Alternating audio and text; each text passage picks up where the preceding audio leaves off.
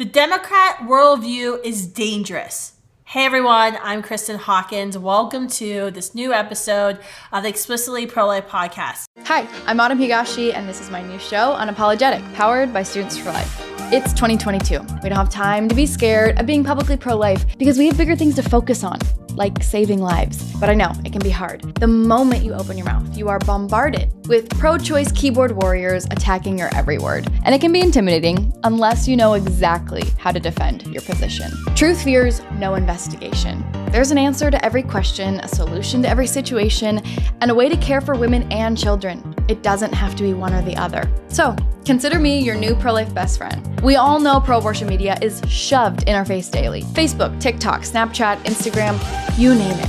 I want you to be able to understand how to break down their arguments and shine truth and light on this culture of death. I want you to not only know why you believe what you believe, but how to defend it with truth and love.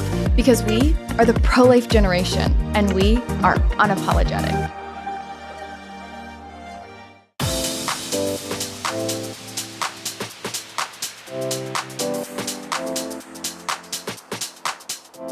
We hear a lot these days about how Americans are polarized on many issues. In some cases, this is a negative.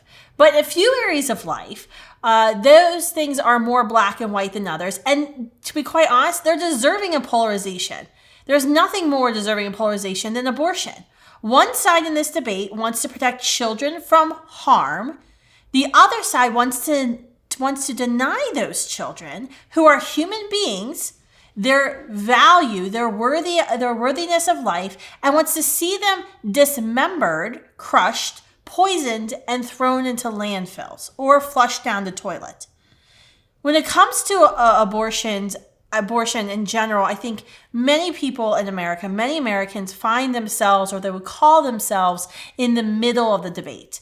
The Republican and Democrat political parties are planted firmly on polar opposite ends of the debate. Republicans should be, and they have a platform to work unapologetically to abolish abortion at any stage of pregnancy for any reason, while Democrats are working to expand abortion, fund it with taxpayer dollars, find loopholes in federal and state laws to circumvent any pro-life court rulings and laws to expand abortion in all 9 months up until the moment of birth and for any reason.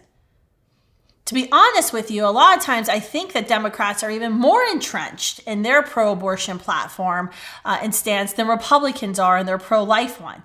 So today I'm bringing on a guest who dedicates a lot of his time thinking through why Democrats are so extreme on abortion and what we should possibly expect from them given their corrupt worldview their party is rooted in. My guest today is John Zmirak. He is a senior editor at The Stream and co-author of 10 books, including The Politically Incorrect Guide to Immigration, The Politically Incorrect Guide to Catholicism, which is hilarious because there's a picture of nuns and big guns on the front, which triggered probably a lot of Catholics.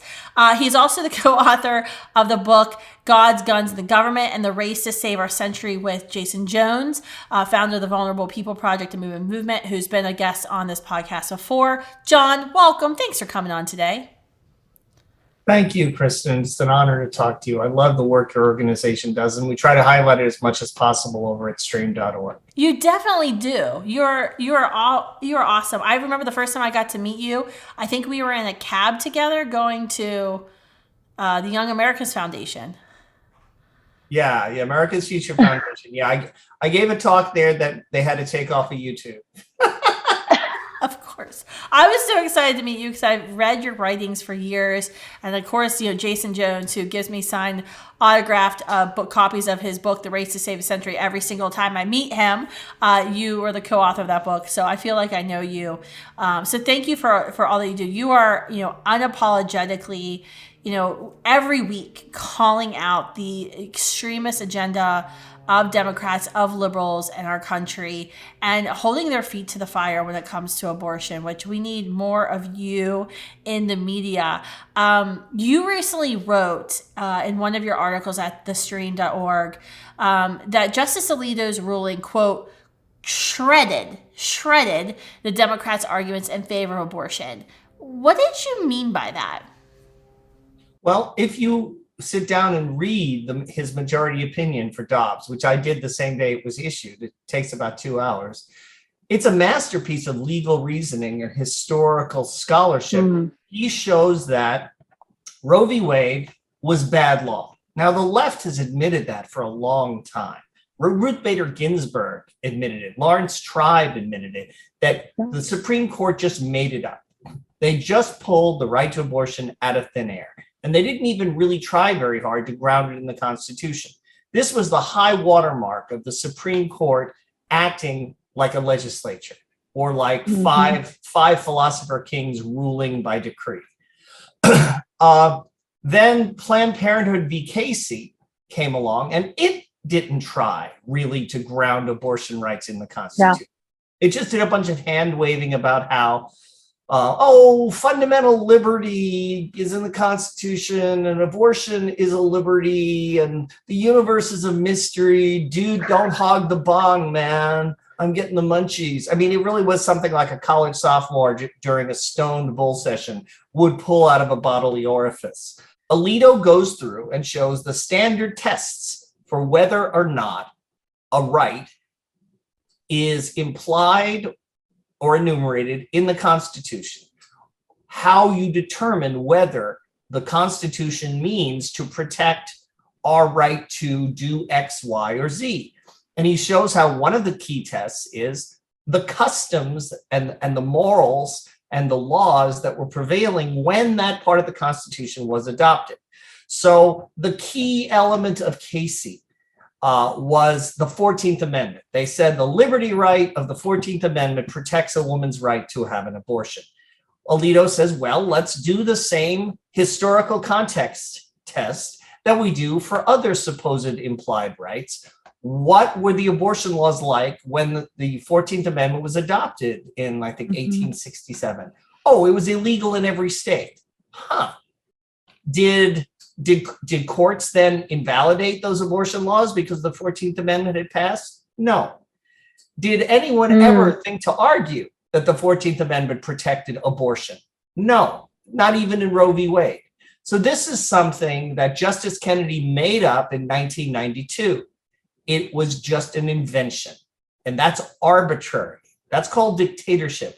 When someone in power makes something up and imposes it on the population, that's rule by decree.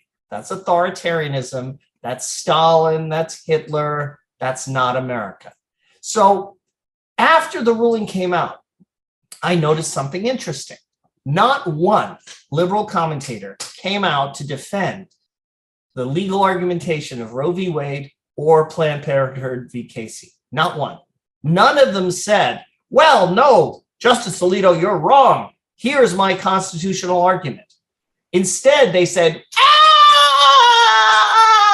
set fires, attack people's homes, kill. And what that told me was that we got to the point in our national exorcism where the demon stops trying to do clever theological arguments with the priest doing the exorcism and instead starts spitting vomit and spinning heads and throwing people around the room. I have to process what you just did. That was so right on. And I think what you just spelled out for us is so important because this is what we're hearing. And I'm sure our Students for Life leaders are going to be hearing on campuses this semester is the 14th Amendment guarantees a woman's right to abortion. And what you just showed is Alito shredded that abortion wasn't legal when the 14th Amendment was adopted. There was no push to immediately invalidate all the state laws that had abortion illegal when this amendment was adopted. I think that's incredibly important, but I also just can't get over your screaming into the microphone about. That is so true, though. What you said is sadly so true. There is not legal academic arguments being made as to why Roe is good case law, because as you mentioned, Lawrence Tribe, who I think, and then there was a lawyer from Yale, Eli came out, he in the 70s, a pro-abortion attorney. I was reading his column he'd written in the 70s decrying Roe as a progressive bad case law. This is something that is well known amongst even liberal progressive legal scholars that this was just bad law to begin with. And it was judicial activism. What we're seeing now is Moloch screaming that his supply of human sacrifice is going to be cut off. I'm sorry, it's just now a plain battle between good and evil. The fig leaf, the polite fig leaf that we are arguing about the Constitution has been peeled away. The temple of Satan is one of the litigants now trying to file cases saying that abortion is a religious sacrifice for them, so it is covered by the First Amendment. Now, you don't see pro-choice groups denouncing this and saying, we want nothing to do with this. No, they are co-signing. They are letting the temple of Satan sign on in amicus curiae briefs in legal cases they are filing. So I'm sorry to sound like some backwoods fundamentalist, but we are dealing with principalities and powers here. It's really spooky and hideous. And I think a lot of people don't know the intellectual history of the pro-choice arguments that are out there. Nobody from the conversion of the Roman Empire up until the 18th century, we don't have record of anyone saying that abortion is justified and that abortion should be legal. There's literally no intellectual who wrote anything to that effect. No Jews, no Muslims, no Christians said that aborting children for sexual convenience is a good thing and should be allowed by the government. The first person to make that argument was the Marquis de Sade, who was a depraved French aristocrat who was imprisoned for torturing prostitutes, kidnapping them and torturing them for sexual pleasure. He wrote hundreds of pages of sickening pornography that entailed kidnapping, child molestation, murder, incest, elaborate blasphemies involving the Eucharist. I mean, the most disgusting filth. No normal person can read more than 1 or 2 pages of the Marquis de Sade. It's that disgusting. The Marquis de Sade, in his book, Philosophy in the Bedroom, makes the first pro-choice argument in Western history, where he says that men can walk away from the results of sexual behavior. For women to be equal, they have to be able to do that too. So abortion should be legal. That argument got picked up by Jean-Paul Sartre and his girlfriend, Simone de Beauvoir. She mainstreamed the argument in her book, The Second Sex. She wrote a whole book in praise of the Marquis de Sade, by the way, showing that she knew the work. So the Marquis de Sade's argument goes to Simone de Beauvoir, and then it gets parroted by Ruth Bader Ginsburg. And none of these people realize that they are repeating the rationalizations of a psychopathic pornographer. But that is the argument. Wow. Thank you for that history. I'm going to be Googling with caution later tonight, I think. I guess the question I have is, does the average run-of-the-mill, like my whole family growing up was Democrat. I'm very proud that I, got a lot of them to change their party registration. But my whole family was Democrat. Everybody I knew was Democrat. Like that was just the thing you were when you registered to vote. Like there wasn't even like a discussion, do you want to be Republican, Democrat, or independent? You were just a Democrat. My parents said Republicans are for the rich. And I remember it was Roe v. Wade that changed them. I'll never forget when Roe v. Wade happened. I was 8 years old. My mother saw the news on television and she was upset. And I asked her to explain it to me. And she said, well, you know how a baby lives in his mother's stomach? Yeah. Well, now a doctor can take it out and kill it. I said, but that's not legal. She said, it is now. I said, in America? She said, yeah. I could never wrap my head around that and never have been able to since. And at age 11, I signed up for the New York Right to Life Party, and I was getting signatures for their candidates on the ballot. Oh my gosh, you sound like my oldest son Gunnar. So I can just this is his future, being John. I guess what, if you go back to all of this history, I have a hard time contemplating, average run-of-the-mill normal Democrats really believe in what their party platform really is. I mean, is Democratic still the correct definition for their party? I mean, should they change their party to another name, because I don't think, what their party was 20 years ago and then what it is today are even remotely close. Think about this. Remember back when Bill Clinton was president, the rhetoric they were using was, we want abortion to be safe, legal, and rare. Now it's, shout your abortion. We're doing them as satanic sacrifices. We're wearing bloody dresses and boasting about our abortions. But you see, the previous stance was always a polite facade. It was always fake. What we have to realize is abortion is the implication of the sexual revolution. It is necessary for the sexual revolution to work. If you take away abortion, women will suddenly start being a lot more careful who they sleep with. The supply of ready, easy sex will dry up. The sexual revolution will be reversed. And so that is what we are fighting about. The left sees the sexual revolution as absolutely essential. It's funny, they think freedom starts at the bedroom door and also stops there. I mean, you notice all the people who argued a woman has absolute autonomy over her body. Well, okay, so we can't force her to take a vaccine? Oh no, she has to take a vaccine.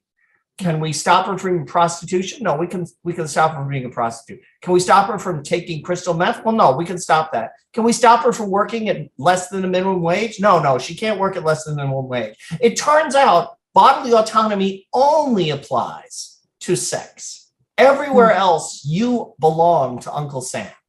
But we're going to carve out this one little area of libertarian freedom in the bedroom. And in order for that to work, you have to be able to kill the baby to get him out of the way.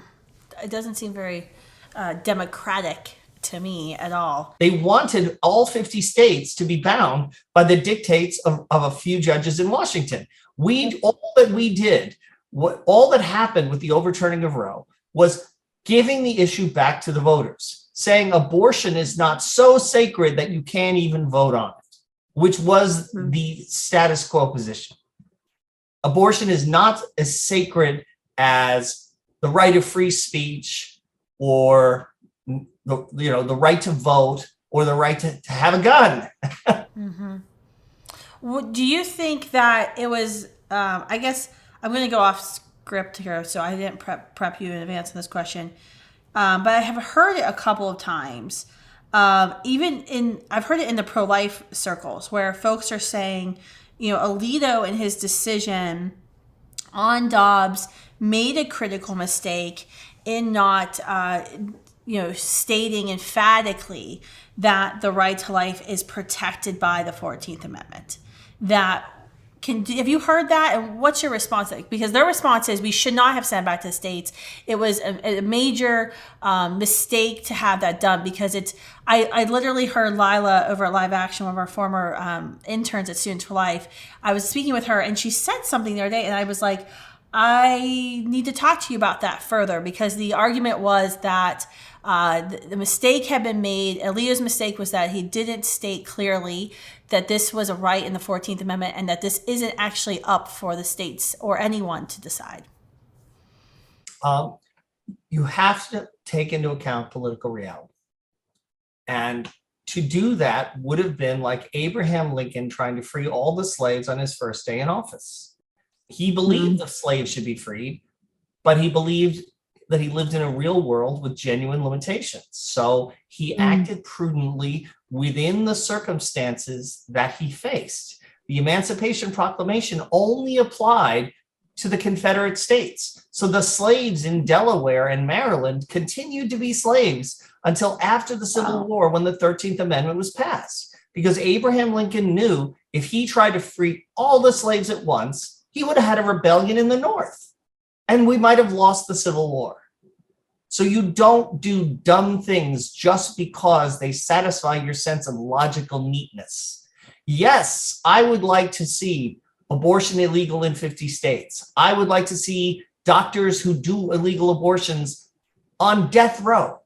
But I don't want a civil war in America. And I don't want the status quo of abortion on demand everywhere. I don't want that to be maintained.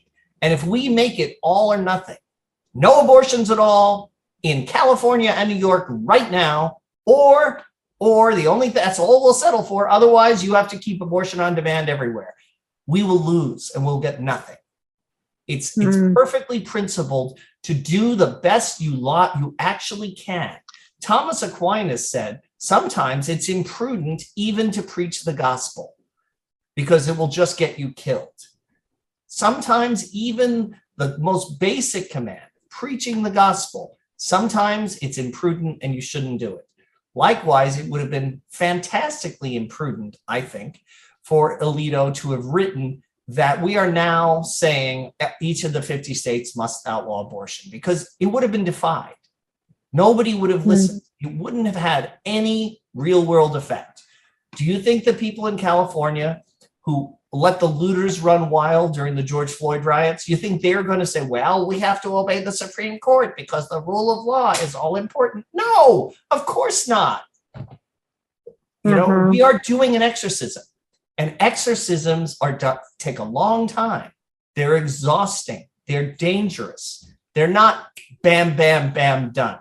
They are tedious, horrible procedures that take hours and days. That's the metaphor. We are doing an exorcism of America, and the demon's grip is tight. I'm just typing every single word you said, so don't mind me. I'm going to process it and write about it later. So I'll try to quote you because I think what you just gave was a perfect explanation to this argument that we're hearing. And I think we need to be very careful in kind of condemning the Dobbs decision. I certainly would not condemn the Dobbs decision. In another piece you wrote for the stream, I read probably your pieces more than anybody else's, mainly because Jason Jones always forwards them to me. And it's like, you must read this now. So I'm like, oh, okay. You recently co-wrote a piece with Jason, and of course he forwarded it to me, that said, once a critical mass of citizens sees the poisonous fruits of the pro-choice lie and all the other reckless, destructive policies of left, then the pro-life movement will be able to shift its focus from abolishing abortion to a host of other issues that beg for attention. I guess my question is, what do you envision happening between now and then? How bad does that polarization and separation between right and left have to be before there is a realization that this anti-life worldview of the left is rotten and not worth defending at all? Well, let's pick one segment of it, okay? Currently in New York City, more Black children are aborted than born. More than 50%. That's not going to be true here in Dallas, where I live. I'm from New York City. I'm going to be living in a place where the Black kids get born. I think Black Americans are going to notice, wait a minute, we're not losing population share, we're gaining population share. We've got a bunch of happy kids. We've got our next generation coming to life. Whereas in these blue cities that are crime ridden with heavy taxes, the Black population is shrinking or staying flat. Maybe the Democrats don't deserve our votes. You're going to see in the blue states, the states that keep abortion legal are also the ones that won't let you have guns to protect yourself, the ones that have heavy taxes, the ones that don't want you to have a car, that want to force you to have an electric car you can't afford. They're the states that don't enforce shoplifting laws. They are going to become more and more unlivable hellholes compared to happy, shiny red states where life is valued, private property is valued, gun rights are valued, where really the old America exists. The reason the left is so freaked out by Dobbs is precisely that they know if half the country is pro-life, it will do better in every way than the other half. And they can't stand the competition. So they need to impose it on the whole country so there's no comparison. So that you can't look from one state to the other and say, but it's working in Florida. Look, it's what they did with COVID. They went insane over COVID. Florida said no. Florida said, no, we're not doing the mask. We're not shutting down the churches. We're not closing down the economy. We're not closing everything except the abortion clinics, the bars, and the liquor stores. And Florida did better than the blue states in terms of people dying from COVID. That proves they were lying about COVID. Same with abortion. If you have a bunch of big, prosperous red states where abortion is mostly illegal, they're going to see women are not dressed like the Handmaid's Tale. They're not wearing hijabs. They're not being oppressed. They're not being locked up in huts and not taught to read. None of their hysterical propaganda has any basis in reality. And that will kill them. And that's why they are freaking out. Because frankly, most of these pro-choicers, they don't live in Mississippi. They don't live in Oklahoma. These abortion laws will have no effect on their depraved personal lives. Why are they so upset about what's going to happen to somebody in another state? You really think it's idealism? No, they can't take the competition. Just like the reason they had to build the Berlin Wall was because so many people were moving from East Berlin to West Berlin to get away from communism and live in the capitalist West. They couldn't take the comparison. They couldn't conquer West Berlin, so they built a wall to pen up the citizens. Maybe California will have to build a wall to stop people fleeing the state to Texas and Oklahoma. I would actually be pro that. Let me just stop you there. I would be pro that because they keep destroying all of our red states. Just saying. California, Newsom, go ahead. Start that wall, buddy. Build a wall. On the other hand, the people who are moving to Texas from the blue states are voting conservative because they know what they left behind. I'm a native New Yorker. I still don't even drive a car. I love New York City, but I can't live there anymore. It's not a free country in any sense of the word, except like Staten Island. I think this is a really important point that you made, that the left can't take the comparison. I was thinking about this earlier today about, what it will mean. I mean, we will have setbacks in the pro-life movement in the coming weeks, in the coming months, guaranteed, because trust me, Republicans will screw this up. They will find a way in some states to screw this up, and they've already have. So, there you go. Call me jaded, whatever. But I think the reversal of Roe and seeing Roe reverse has sent shockwaves throughout the world, because to even with everything that's going on, even with the president who doesn't remember who he is or where he's at half the time, we are still looked upon as this leader of the free world. And I think that in itself, just the Supreme Court reversing this almost 50-year-old decision was significant in terms of culture change throughout the world. And then thinking about these states where you're going to have some of our team members at Students for Life, surprise, pro-life organization, a bunch of my team members are always end up pregnant, having babies. But, just in the past month, we've had 3 babies born on our team. And I was thinking about these little children whose mothers fight to abolish abortion, who will grow up in states where abortion is not legal. And you will have whole generations of children coming from states where abortion was never like this parachute option if the birth control fails, where you'll have other children in other states being grown up to being taught that, just kill it, it's a blob of tissue. I think that is, from a social science perspective, that would be something I would be studying if I were in school right now, in grad school, of what's the cultural impact of 20 years of children growing up in some states where killing a baby is, of course, wrong and not available, and in other states where it is. And I think what you were saying earlier about they can't take the comparison, what is really human flourishing and human happiness, of what's going to be the difference between these children in the red state versus these children in the blue state. Also, it says something profound about America.